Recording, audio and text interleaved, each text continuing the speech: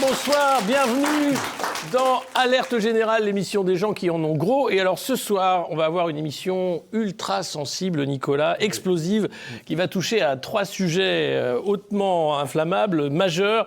La mort de Quentin Derenque, tué par des antifas à Lyon, le scandale Epstein et ses ramifications en France. Oui. Et le rôle de la police aujourd'hui, est-ce encore une force républicaine ou est-ce en train de devenir une garde prétorienne ? Pour en parler, nous recevons Jean-Pierre Colombiès. Bonjour. Bonjour. Vous êtes ancien commandant de police et maintenant un homme de terrain qui connaît tout à fait les rouages du ministère de l'Intérieur. Et puis nous parlerons aussi avec Alexis Troud, peut-être des Balkans, puisque très bien. Il y a l'anniversaire des 4 ans de guerre en Ukraine. Mais on va commencer tout de suite avec l'édito de Nicolas Vidal. C'est parti.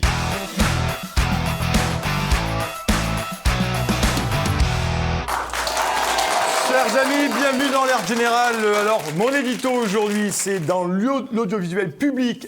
L'argent est open bar, vous le savez, et visiblement, le nôtre coule à flot.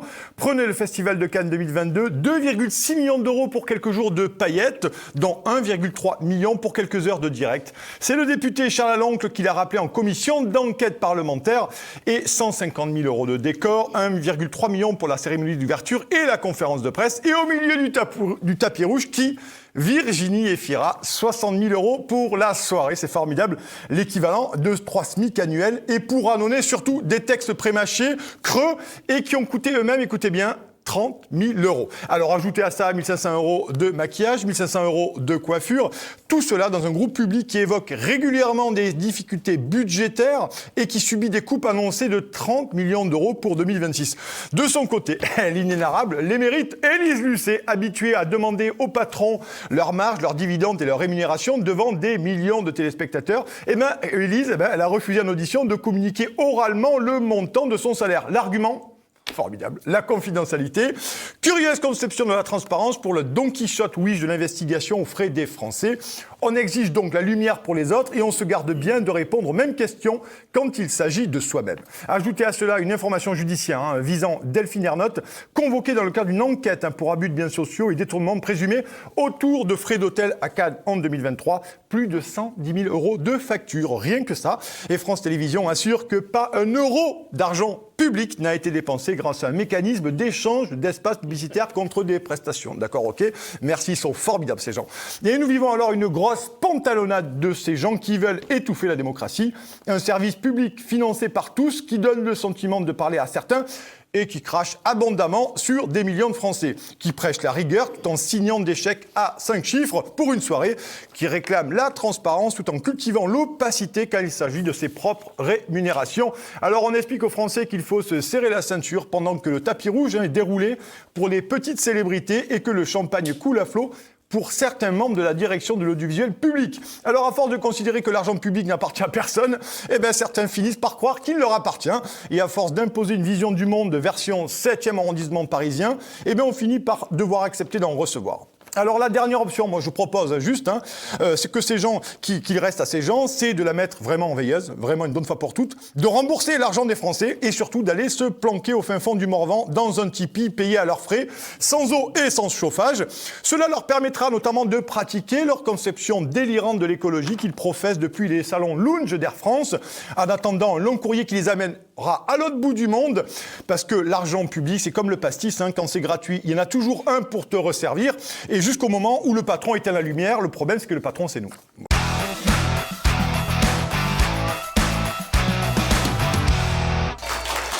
Et on va parler dans cette alerte rouge, évidemment, on va commencer par la mort de Quentin Derenque à Lyon. Alors, on apprend que l'assistant parlementaire de M. Arnaud, Jacques-Élie Favreau, a avoué en garde à vue avoir dit « Allez, on en tient un, allez Lyon Antifa, tuez-le, butez-le, tuez-le ». Comment on en arrive là, avec des jeunes d'une vingtaine d'années, capables de cette violence-là pour des histoires politiques ?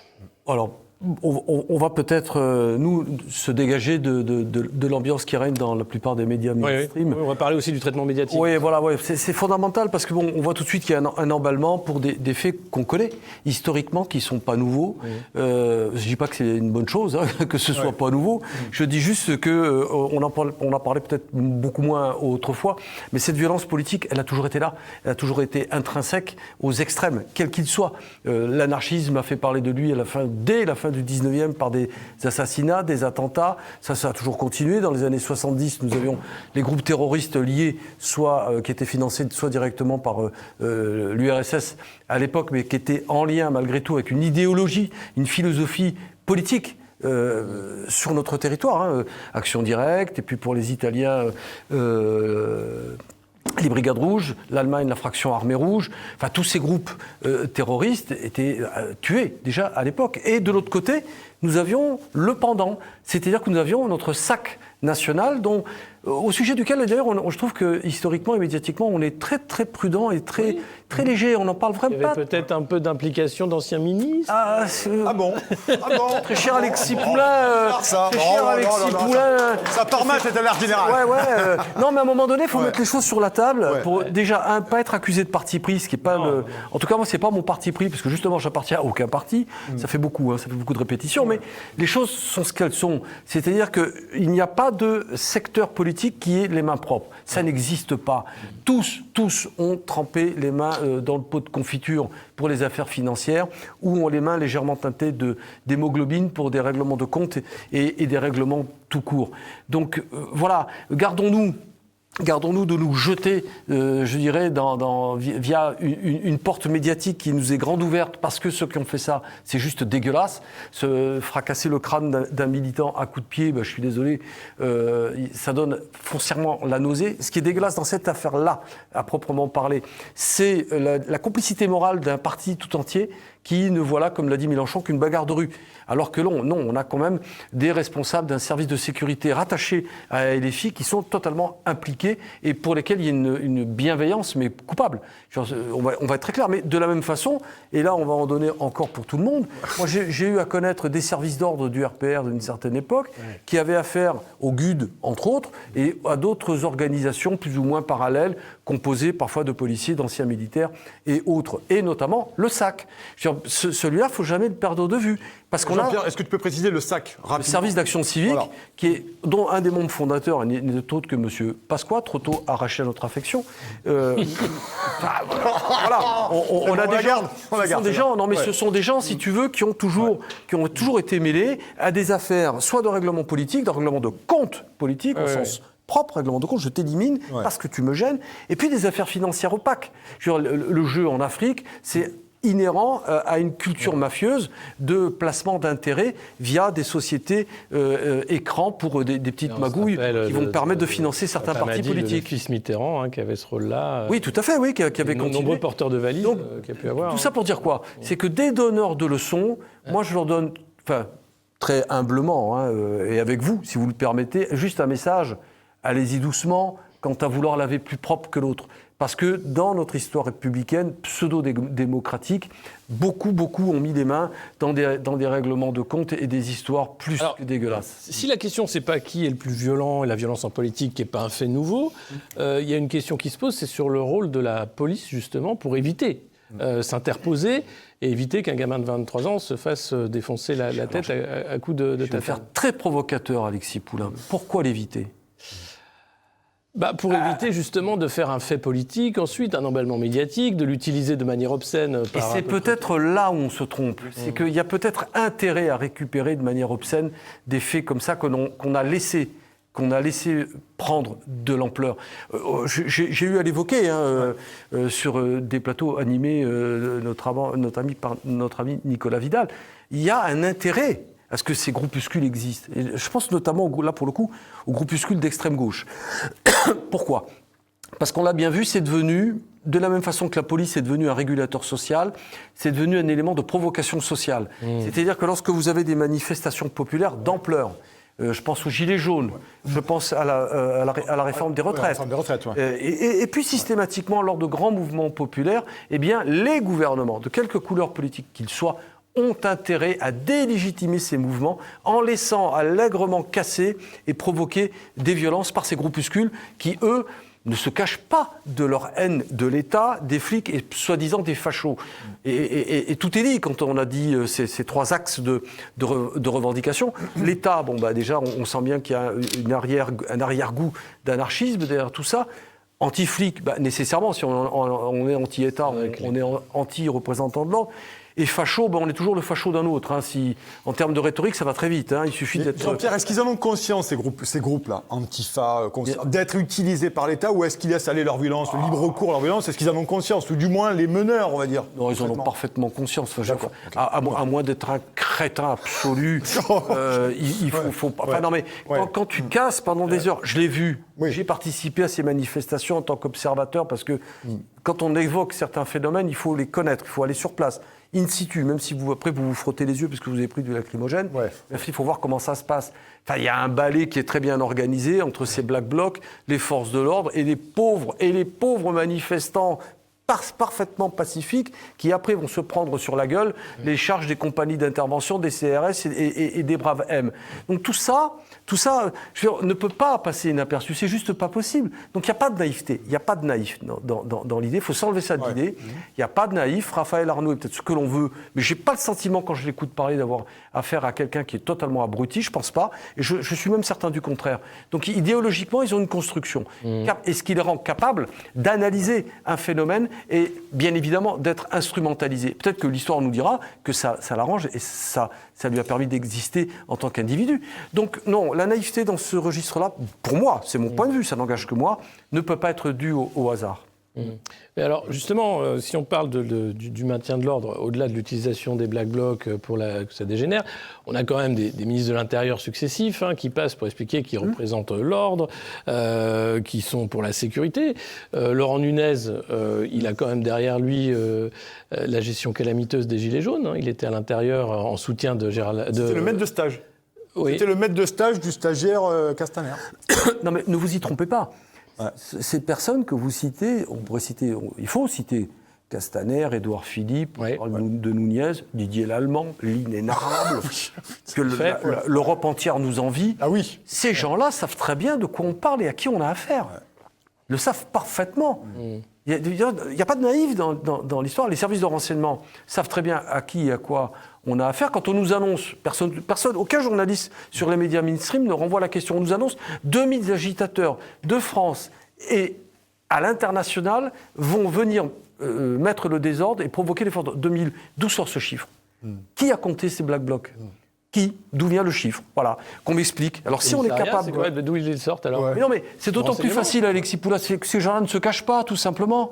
Ils filment leurs exploits, ils les développent, ils les déploient. Ils ont des associations, des organisations. Enfin, je veux dire, c'est pas des gens, c'est pas des services secrets. C'est pas les services secrets bulgares. Non, ce sont des gens qui ont des associations très activistes, militantes, qui se réunissent, qui communiquent. On sait de qui il s'agit et on a tout intérêt à les laisser faire. Tout simplement. Le préfet Tardieu, au début du siècle, du XXe, disait, on lui posait la question, il disait, mais monsieur le préfet, monsieur le ministre plutôt, ces activistes anarchistes, comment allons faire pour les neutraliser? Ne vous embêtez pas, on sait très bien de qui il s'agit, on les a infiltrés et ils sont vraiment bon marché. Voilà, c'est tout. Tout est dit. Tout est dit, mais j'ai envie de vous dire que les bas du front d'extrême gauche valent leur pendant à l'extrême droite. Oui. Vous avez aussi des phénomènes de foire. Vous avez quand même des individualités particulièrement actives, activistes et dangereuses. Donc moi, je ne vais pas me faire ici l'accusateur public, puisque je ne suis pas LFI. Donc je me garderai de faire un procès médiatique. Gardons-nous justement d'être, je dirais, univoques dans notre analyse et dans notre jugement. Ce qui est très grave aujourd'hui, par rapport à tout ce qu'on vient d'expliquer, on pourrait faire un historique de ces mouvements-là depuis le 19e siècle, pour ainsi dire, c'est que ça arrive dans une période de déliquescence totale de l'État. C'est-à-dire qu'on a à la tête de l'État un monsieur dont la mission, il n'y a pas d'autre mot, est de détruire le régalien. Emmanuel Macron, je dirais, une haine. Je ne sais pas si on peut parler de haine, mais en tout cas, vous avouez son existence et son action politique à la destruction du régalien et de l'État. C'est un ultralibéral dans toute sa splendeur. Alors là, on empiète juste d'après, mon cher Jean-Pierre, donc on va bien sûr te laisser expliquer ça parce que c'est passionnant, mais je voudrais quand même, avant de passer à l'autre séquence, à l'autre rubrique, notre Alexis Trout, bien entendu, pour ce livre Les Balkans, chez Perspective Libre, toujours des bons livres là-bas, hein. Oui, toujours pas. C'est les meilleurs. Comment vous réagissez au propos de Jean-Pierre Colombias? Non, mais moi, je tenais à vous remercier, Nicolas, parce que je me souviens, on était ensemble dans ce grand mouvement des Gilets jaunes, et je me souviens très bien, dès le premier jour, les manipulations. Moi, j'ai vécu, par exemple, j'étais sous l'Arc de Triomphe, ce fameux jour, le deuxième jour des Gilets jaunes. Toute la journée, j'ai pas pu sortir de l'Arc de Triomphe parce que on était comme des Indiens en Amérique. On était complètement encerclés. Je rentre chez moi le soir. Alors, je m'extrais à 17h avec mes amis. Et là, croyez-moi ou pas, mais vous parlez du sac, des barbouzes, mais c'est pas nouveau. De l'Arc de Triomphe, et pour nos amis qui viennent de province, c'est quand même plusieurs kilomètres, de l'Arc de Triomphe jusqu'à la gare Saint-Lazare, c'était sans arrêt, tous les 100 mètres, des voitures renversées. C'est pas des gens qui ont fait ça dans la spontanéité, c'était organisé. Et donc, moi, je parlerais d'extrême centre. On parle des extrêmes, mais c'est extrême centre qui nous gouverne. Parce que, pareil, j'arrive le soir, donc ce même soir, chez moi, j'allume la télé, qu'est-ce que je vois? Des gamins qui ont cassé, et c'est toujours la même histoire, qui seraient rentrés sur l'Arc de Triomphe. Vous vous souvenez? À l'intérieur. Oui, mais le problème, moi, je l'ai vécu. C'est pour ça que je suis très content d'être avec vous aujourd'hui, parce que je l'ai vécu, j'ai pas vu ça. J'ai vu des gens qui se réunissaient autour de la flamme du soldat inconnu, j'ai vu des chants patriotiques, j'ai vu des gens qui étaient comme vous et moi, de la classe moyenne, qui sont des gens venus de toute la France et de tous les horizons. Toute la France, c'était ça. Bon, et donc déjà, et comme vous l'avez dit, c'est pas nouveau historiquement, il y a eu une vraie manipulation. Et deuxième chose que j'ai notée, et pour les téléspectateurs, il faut voir ce que c'était les Gilets jaunes. On était nassés, non seulement, on ne pouvait pas sortir, s'extraire de la manifestation, et pendant des heures et des heures, on marchait dans Paris. On marchait, alors, je ne sais pas si vous vous souvenez, on marchait comme des moutons pendant des heures dans Paris. Et à un moment donné, c'était au bout de 2 ou 3 mois, à un moment donné, avec mes amis, on est sortis, on a réussi à sortir, et enfin s'installer dans un café, ce qu'on fait dans les autres manifestations, et là, je vois un des fameux Black Blocs qui enlève sa capuche, et c'est là où ils sont pas malins. Est-ce que c'est les Black Blocs ou les barbouzes, ou est-ce que c'est les mêmes? Mais je hurle, mais je le reconnais. Et lui aussi m'a vu, il a tout de suite remis la capuche, il est reparti. Non mais c'est pas nouveau. Et je sais pas, alors je voulais vous demander... Alors on fait, parce qu'on pour terminer, avec Tourou là-dessus. Non mais... Et la question que j'avais, moi je me souviens des Braves aussi, les fameux Braves. Ça me rappelait les voltigeurs de Vaquet, ça me rappelait... Bon, les Braves... Où est-ce qu'ils ont été recrutés? Parce que la question, on va y répondre après dans la séquence d'après, parce que c'est justement la question du grand déballage. Parce que pour le dire aux téléspectateurs, les Braves, c'était terrifiant. C'était terrifiant. Ils fondaient, alors nous on ne voyait pas, on était dedans, ils fondaient sur ce qu'ils considéraient être quelqu'un qui a fait une exaction, peut-être, mais ils étaient à 5, l'un derrière l'autre, en file indienne, à foncer sur pas le pauvre, mais en tout cas sur cet individu-là. C'est la question du grand déballage. Et on en parle immédiatement après les Bravem. Effectivement, c'est une vraie question. On en parlera avec Jean-Pierre Colombias parce que la question est extrêmement importante. Mon cher Alexis, on passe au grand déballage? Absolument. Bien entendu. C'est parti. Grand déballage.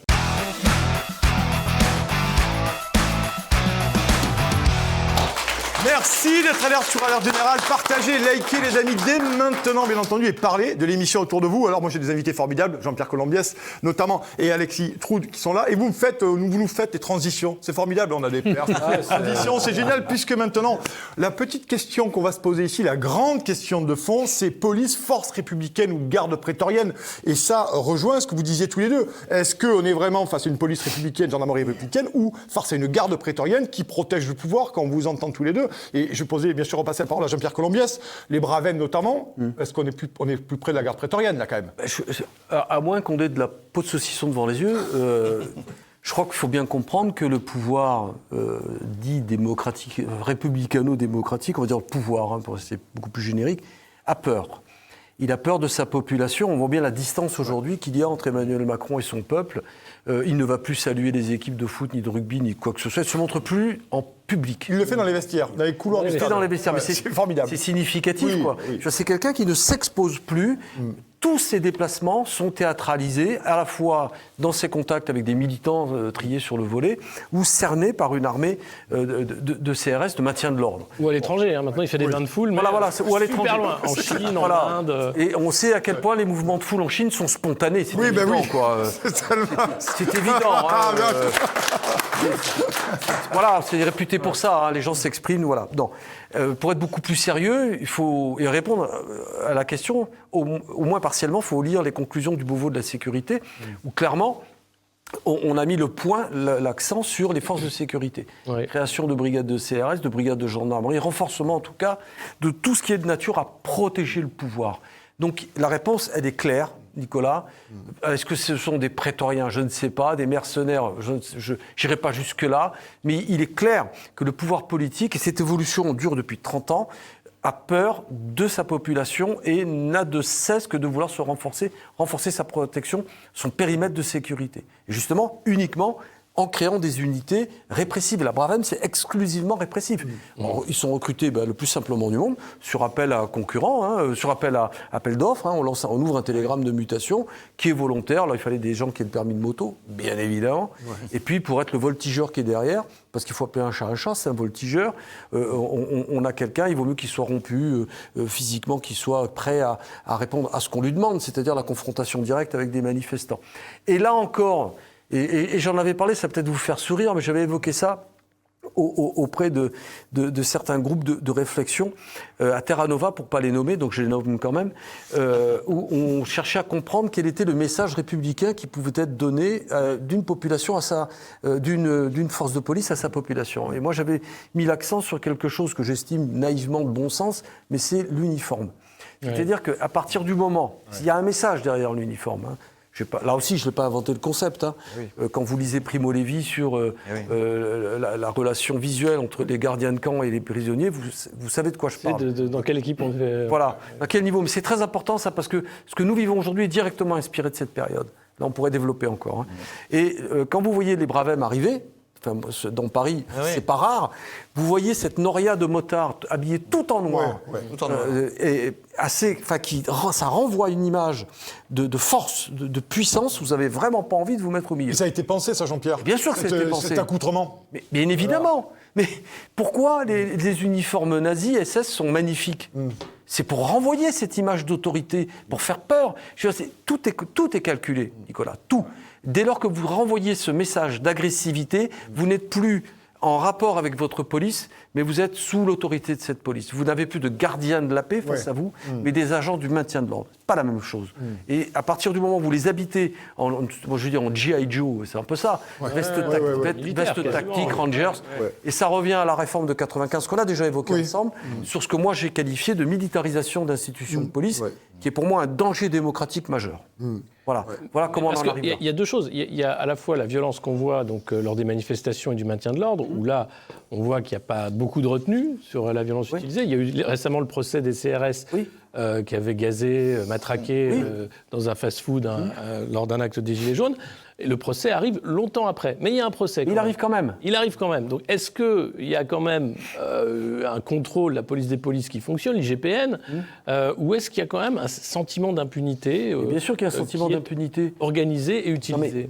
J'ai envie de dire qu'on a la police qu'on mérite. Dès lors que vous avez une autorité politique, tout par-delà, une autorité politique qui décrète que les gens qui manifestent sont des gens dangereux, sont des factieux, sont des moitiés fachos. Enfin, on a tout eu pendant les Gilets jaunes. Vous manifestiez, vous étiez un facho, vous étiez... Antisémite. Tout. Vous aviez toutes les qualités pour que les médias s'emparent de vous et fassent de vous... C'était les Russes qui étaient derrière les mouvements. Les monstres à éliminer. Donc, il y a une manipulation globale de l'opinion publique via ces messages. D'accord? Et c'était quoi déjà la question? On parlait sur l'impunité. Voilà, sur l'impunité. Et l'IGPN. Alors, est-ce qu'il y a une impunité? Je me mets à la place des exécutants sur le terrain.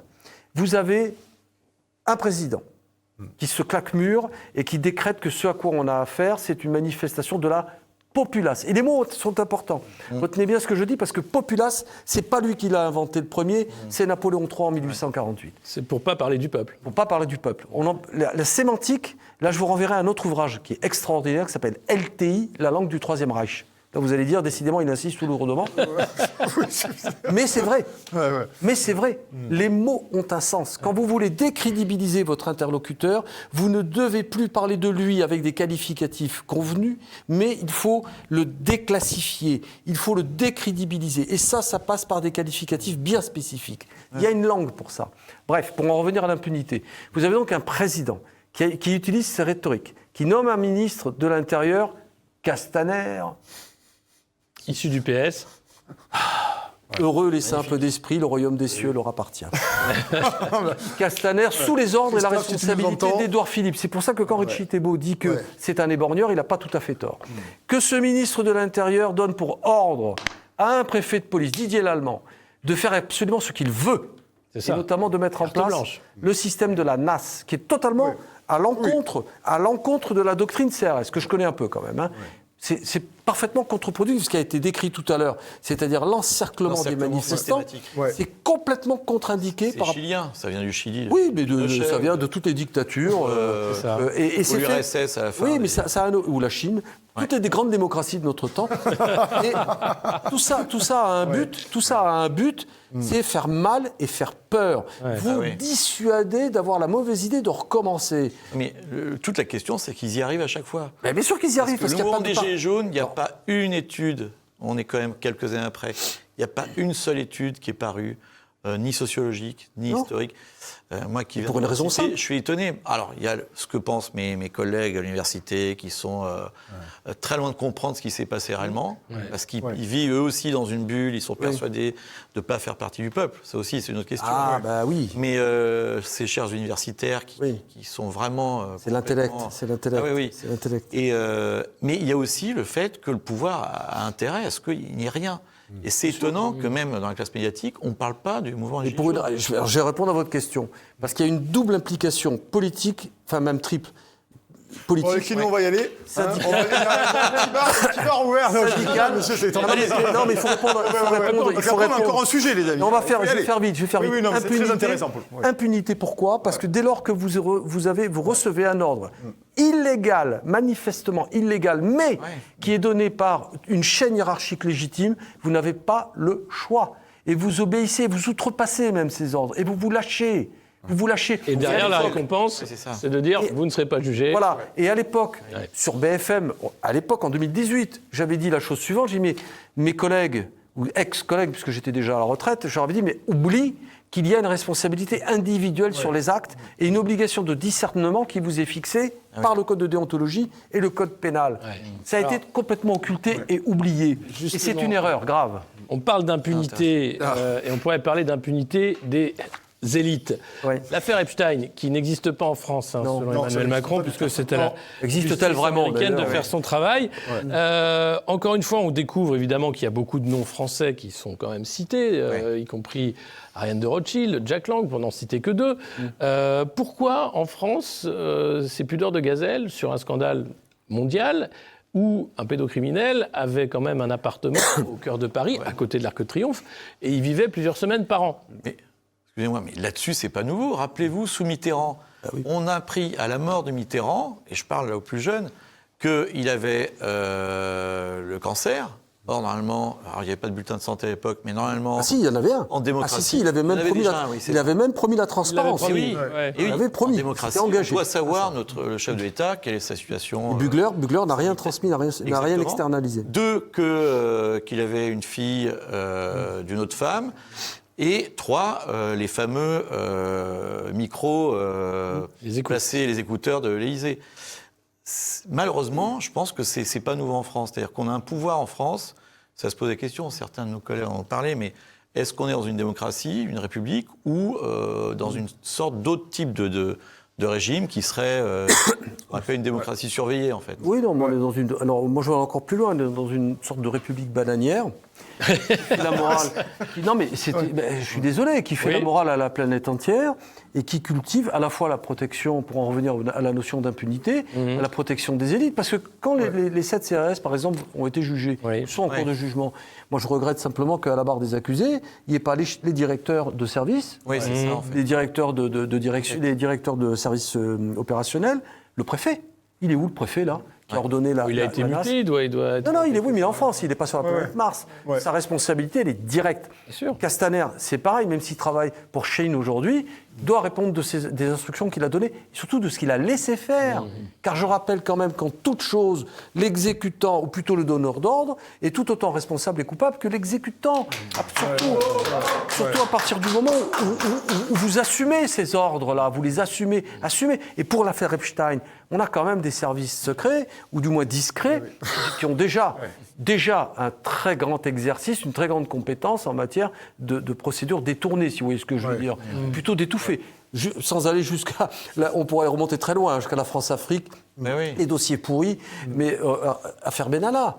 Benalla est en garde à vue, la perquisition à son domicile, je sais de quoi je parle, qui aurait dû avoir lieu tout de suite, n'a eu lieu que le lendemain, et son appartement n'était pas surveillé.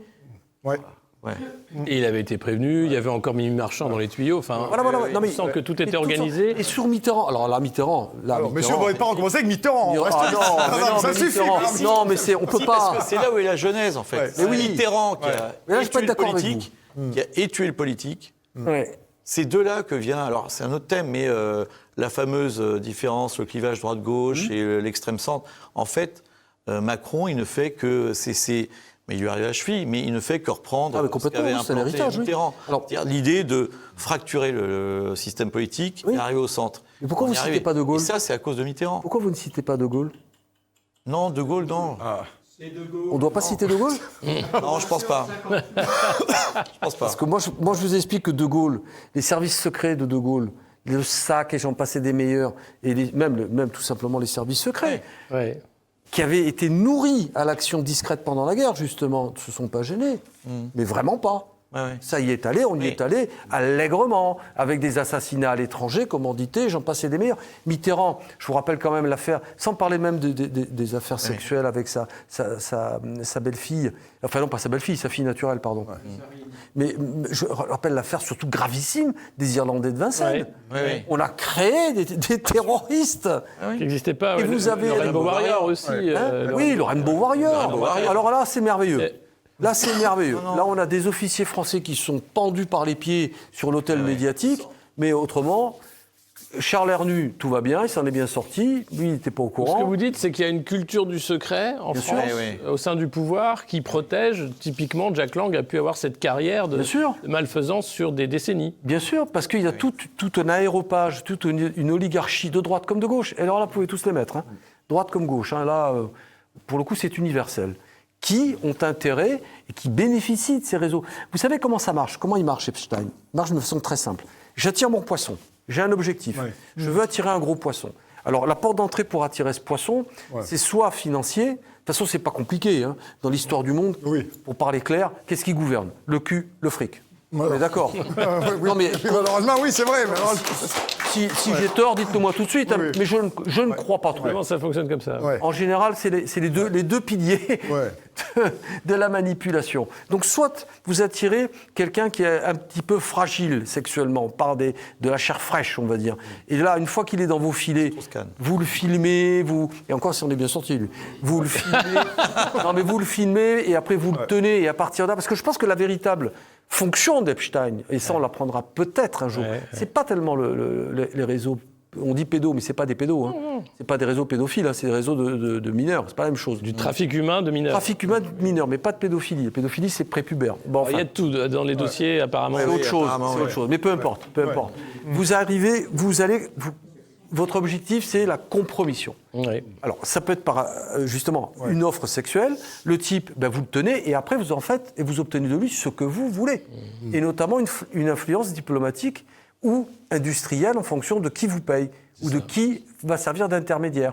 Et c'est comme ça que ça fonctionne. Donc, vous l'attirez dans votre île aux merveilles avec Air Lolita, c'est quand même pas mal.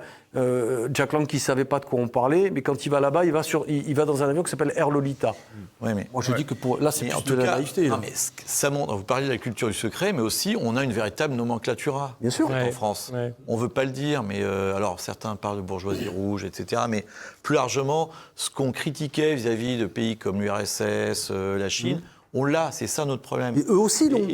Et bien sûr, oui, mais le problème, c'est que nous, on nous a vendu la propreté. Ah oui, la probité. En fait, c'est une vraie enquête. Vous avez vu, Jack Lang, il n'a même pas encore, je pense que même jusqu'au bout des jours, il ne comprendra même pas de quoi on l'accuse. Il ne sait pas qu'il comprend pas. Pensez à Bernard Kouchner, pareil. Oui. Kouchner, ou à Danny Cohn-Bendit. Ils ne perçoivent pas. Ils ne comprennent même pas. Parce qu'eux, ils s'échangeaient, leurs enfants. Ils ne comprennent pas. Ils sont dans un sérail. Entre eux, ils sont bien placés et en même temps, on est dans la culture post-68. Moi, je dois répondre. C'est qui, si c'est pour moi, je ne suis pas là. L'Élysée. Allô ? Oui, bonsoir, monsieur le conseiller, comment allez-vous ?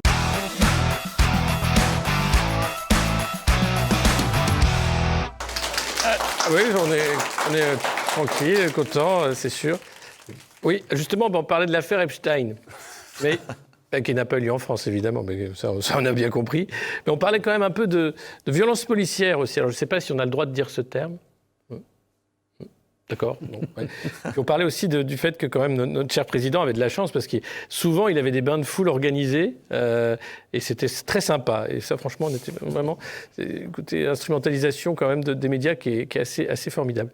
D'accord. Écoutez, je vais lui demander, puisqu'on a la chance d'être avec un ancien commandant de police, donc avec plaisir. Bonne soirée. Oui, mes amitiés à madame. Au revoir. Alors, on a l'appel du château à chaque fois. Ils adorent l'émission. Ils ne peuvent pas s'empêcher de nous appeler, ces gens. Ils adorent l'émission. Et là, ils voulaient juste savoir, en fait, si, effectivement, en tant qu'ancien policier... il s'est passé beaucoup de choses depuis que vous avez quitté l'institution. Ou est-ce que c'était déjà là, tout en germe, ou est-ce que ça a beaucoup changé avec Emmanuel Macron ? Beaucoup de choses en germe. Faut pas non plus dire c'était mieux avant. Ça n'a pas de sens. Il n'y avait pas les réseaux sociaux, il n'y avait pas les médias mainstream, donc tout pouvait passer sous le tapis. On pouvait mettre beaucoup de poussière. Vous savez, les tapis, ils ont une épaisseur d'1 mètre à peu près. Avec la couche de poussière qu'il y a dessous. Et qu'il y avait 3 chaînes de télé. Il y avait 3 chaînes de télé. Moi, j'ai connu le premier téléphone portable, ça devait être en 93-94. Donc voilà quoi. Donc tout ça a considérablement modifié la relation qu'on a avec les événements, les faits. Oui, puis on ne pouvait pas filmer avec un téléphone. On ne pouvait pas filmer, puis on ne pouvait pas tracer. Après, il faut savoir de quoi on parle. Ça a des effets positifs, puisqu'on peut arriver à résoudre des affaires criminelles aussi grâce à ça, grâce à cette technologie.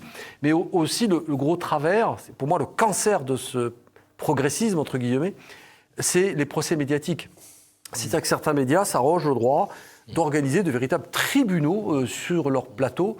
On le voit notamment depuis MeToo, entre autres, où on balance des noms, on crucifie des types sur l'autel de la bonne conscience. Jack Lang, par exemple. Non, mais Jack Lang, je ne vais pas le défendre. Mais là, on a le droit. Certainement pas défendre Jack Lang. Mais moi, il y a un truc qui me gêne, c'est qu'il n'y a pas d'affaires judiciaires.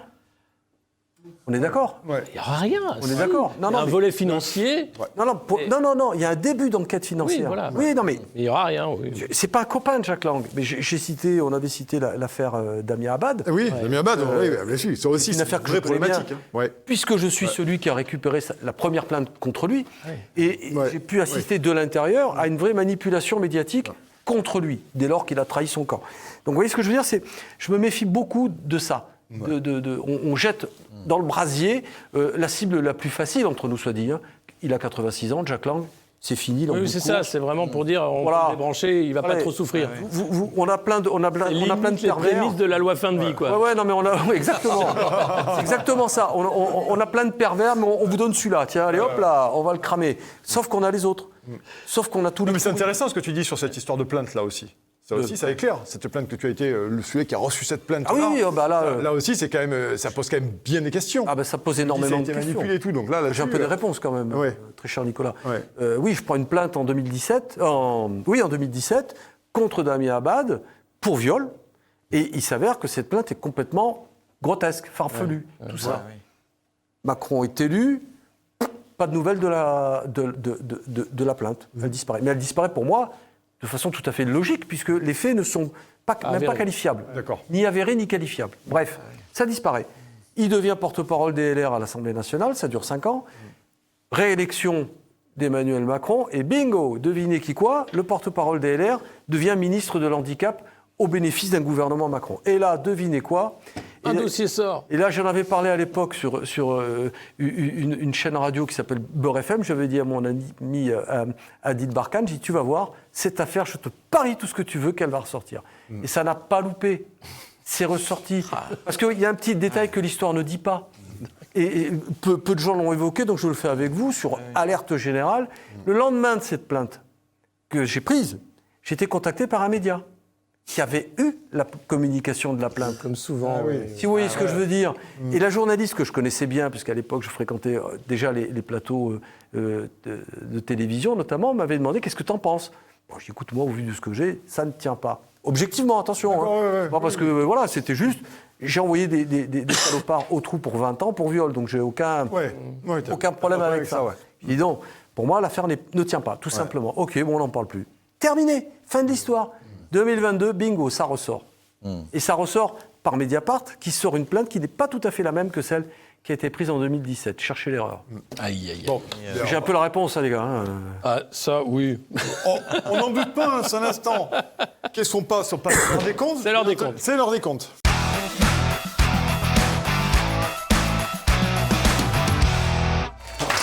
Chers amis, vous connaissez bien la rubrique maintenant avec Alexis. On vous sélectionne 2, 3, voire tweets, bien entendu, pour décrypter l'actualité. Et comme chaque émission de l'Alerte Générale, franchement, on doit choisir en permanence. Il y en a beaucoup. Donc la Macronie, arrêtez. Il y en a trop, on n'arrive plus à choisir. Donc on a choisi notre champion, notre phénomène, l'inénarrable, Jean-Noël Barrot. Vous allez voir, c'est que du bonheur. Écoutez Jean-Noël, bisous à Jean-Noël et vidéo. Est-ce que cet international réactionnaire, pour reprendre votre expression, arrive à peser sur la présidentielle française ? J'ai le sentiment qu'elle tente de le faire, et je crois que notre responsabilité, c'est de l'en empêcher. Et pour cela, de reprendre le contrôle de notre espace public. Et cela passe par une mise au pas des réseaux sociaux qui servent en quelque sorte de plateforme à un certain nombre de ces mouvements, de ces mouvances de l'international réactionnaire pour venir perturber le débat public et venir fragiliser l'intégrité de nos processus démocratiques. Il faut bien comprendre que la démocratie repose sur un débat public intègre, vibrant. Oh oui. Alors là, moi je l'applaudis. Moi je l'applaudis. Mon cher Jean-Noël, bienvenue sur Alerte Générale qui fait partie. Nous sommes les proxys On peut réagir quand même. On peut réagir. Oui, bien sûr, c'est pour ça. Je trouve qu'il lui manque un uniforme quand même. Ça aurait plus de gueule avec un uniforme. La mise au pas de la démocratie, hein. N'ayez pas peur. Alors, Une seule voie de communication. La nôtre. La nôtre. apaiser le débat. Mon Dieu. Non, mais voilà. c'est effrayant. Effrayant. Non, mais L'international réactionnaire. c'est fou. Ça. Et on parle de complotisme. Et ils osent parler de complotisme. C'est quoi ça? C'est le parti unique. Et alors, après, mise au pas. Enfin, c'était quoi? Mise au pas des réseaux sociaux. Mise au pas des réseaux sociaux. Donc ça signifie on va. C'est leur rêve en fait. Oui, complètement, oui. C'est leur Ce que fantasme. certains sont arrivés à faire, par exemple, on ne sait pas, mais en Ukraine, comment a commencé Zelensky? Il a supprimé toute la presse d'opposition. C'est mieux. Dans le mois qui suivait. Non, mais c'est mieux. Bon, ça on le dit pas non plus. Hein, Justement, est-ce qu'il y a des leçons à retenir, Alexis Trout, des Balkans, notamment, puisque malheureusement, il se passe beaucoup de choses là-bas en amont, que ce soit les trafics, les trafics pédocriminels, le reste, les armes. Le Kosovo, par exemple. Le Kosovo, c'est la plaque tournante et du trafic d'héroïne en Europe et de l'esclavage sexuel. Ouais. Il y avait le trafic d'organes aussi à une époque. Trafic d'organes. On a parlé des chasses à l'homme aussi, des safaris humains Chasse à l'homme à organisés. Sarajevo. Mais moi je l'ai démontré déjà une dizaine d'années, le trafic humain, notre cher Bernard Kouchner, qui, lorsqu'un de mes amis, leader des Roms du Kosovo, lui dit en face à face en 2001, mais qu'est-ce que tu as fait de ces jeunes Roms et Serbes qui sont dans les camps de prisonniers? Tu les as peut-être transformés et voués au trafic d'organes. Et Kouchner, avec un air sardonique, qui répond, mais non, mais vous êtes fous.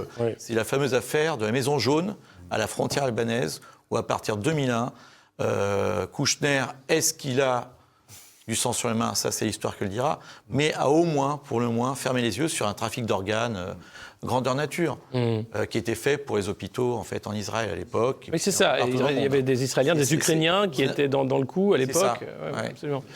Bon, l'affaire du Kosovo, l'affaire en termes de démocratie de la Bosnie-Herzégovine, un État, en tout cas un laboratoire ou en Herzégovine, vous avez l'Union européenne qui est facteur de guerre. depuis 2001. L'Union européenne, qui est un facteur de guerre, et je démontre très bien, puisque... On va avoir des problèmes avec Jean-Noël Barrot, à force. Ah oui, moi, personnellement... Il est énervé, il est tout rouge. Il est tout rouge. Et toutes les questions liées à la liberté de la presse, c'est évident. Mais c'est pour ça que ce livre-là, Les Balkans, je vous invite, on vous invite à le lire, Alexis Trout, bien entendu, aux éditions Perspective Libre. Et deuxième séquence, vous allez voir, là aussi on va se régaler. Vous allez voir comme notre petit père des peuples, il est beaucoup aimé au sein de l'agriculture. Deuxième séquence. Ah oui.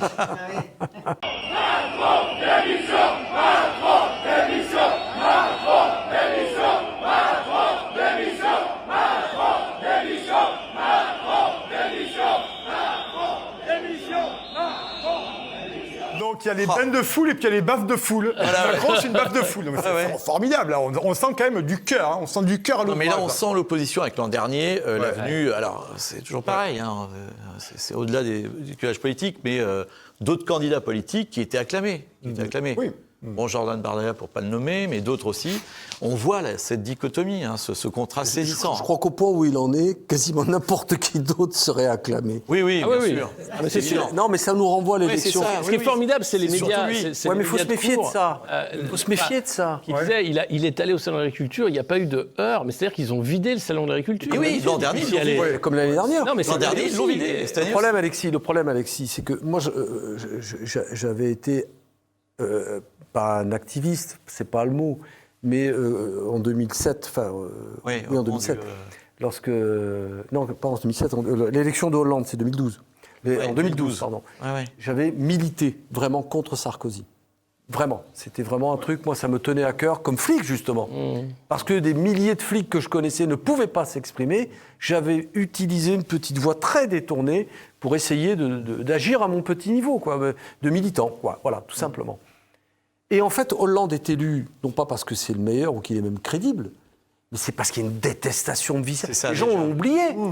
Il y a une détestation viscérale contre Sarkozy, avec tout ce qu'il a. On a oublié le quinquennat de Sarko qui était un feu d'artifice. Ah non, on n'a pas oublié. Non, mais il y a eu la trahison du traité de Lisbonne. Enfin, il y en a eu des trahisons. De tout, le côté bling-bling, le côté corruptif, en interne de la police, même cette corruption de mécanique, voilà. Tiens, Bernard Kouchner, il n'était pas ministre? Bien sûr. Non, mais il nous a fait du Macron déjà à l'époque, rappelez-vous. Bien sûr. Rappelez-vous. L'ouverture à la société civile, le PS qui était partout. Voilà, il y avait Ramayadé qu'il avait pris comme alibi. Enfin, mais petit père des peuples, mais qui est fautif? Moi, à mon avis, c'est les médias.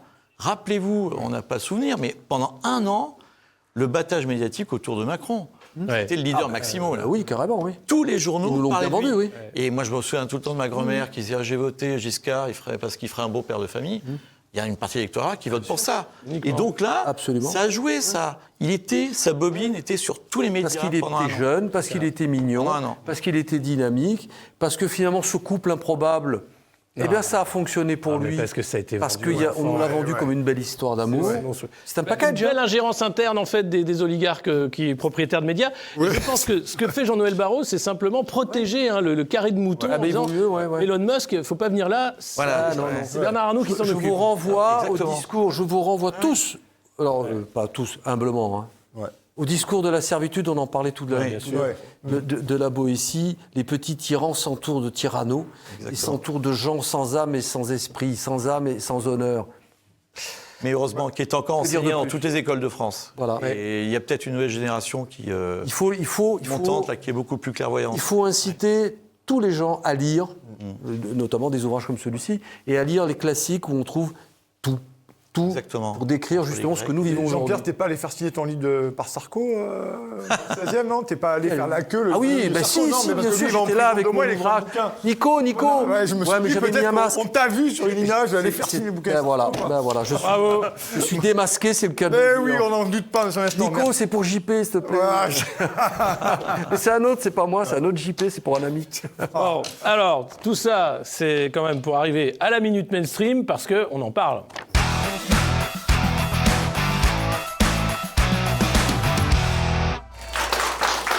Alors, Nicolas, moi je le dis et je le redis, il faut qu'on en parle, mais c'est important d'ailleurs d'en parler. tout va bien. J'en ai marre de ces vendeurs de chaos, ces ingénieurs du chaos, de ces séditieux d'extrême droite, d'extrême gauche, qui sont là pour faire croire que la République serait dysfonctionnelle et qu'Emmanuel Macron, c'est un président tyran, embastillé, bunkérisé à l'Élysée. Et c'est pour ça que nous avons la chance, l'innommable chance, d'avoir un Jean-Noël Barrot comme ministre.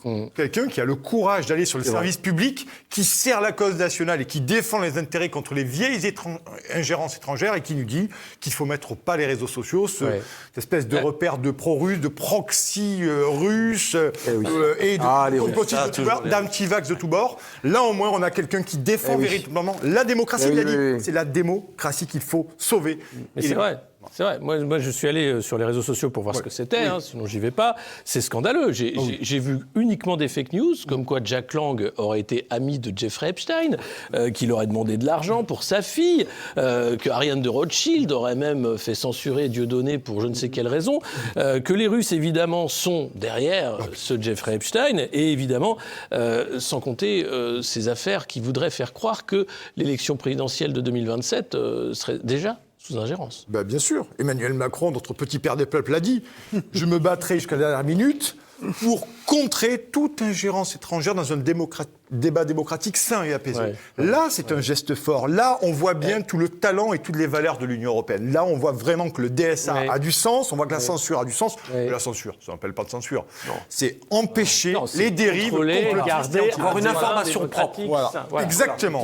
Et intègre. Il faut rester Et ça me paraît important d'avoir ce débat démocratique sain où tout le monde est d'accord avec Emmanuel Macron. Oui. Je ne sais pas où on va. On va nulle part. On va dans le chaos. On va dans le chaos. Et on finira comme Poutine. Voilà, on finira comme Poutine, on finira mal. Donc, merci à ce gouvernement courageux, à Sébastien Lecornu, courageux, qui prend les choses en main et qui nous protège du chaos international. Aussi à saluer quand même le courage de Yael Braun-Pivet, cette super courage, et de Valérie Hayé qui s'est drapé du drapeau ukrainien. Slava Ukraini. Sauver le peuple ukrainien et la démocratie. Ou Gabi Meldefouin qui s'est retrouvée face au train en partant pour Kiev. C'est formidable. On a vraiment une chance incroyable. Heureusement qu'ils sont là. Je pense que le jour où ils seront plus là, ils vont vraiment nous manquer. On parlera russe. Ils vont nous manquer. On parlera russe. Oh, j'en peux plus, ça y est. J'en ai marre. J'en ai marre. Je m'en vais. C'est affreux la minute mainstream. C'est affreux. Allez, il est temps de terminer cette émission. Ça y est, c'est déjà la fin. Ça passe trop vite, on le sait. Merci beaucoup. Jean-Pierre Colombiès. Merci à vous. Merci, cher public. C'était une émission, encore une fois, enlevée. On a abordé tous les sujets rapidement. Il y aurait beaucoup de choses à dire encore, évidemment, mais c'est Alerte Générale. Alors, si vous avez aimé l'émission, bien sûr, vous vous abonnez à la chaîne de TVL, vous mettez un petit cœur dessous, et puis vous en parlez autour de vous. Et puis, on se retrouve sous quinzaine pour une nouvelle émission déjantée encore et toujours, mais quand même un peu avec du fond. Toujours. Merci beaucoup. Et dans le respect des valeurs démocratiques qui sont les nôtres. Bien sûr. Merci beaucoup. Salut, au revoir, bonne soirée.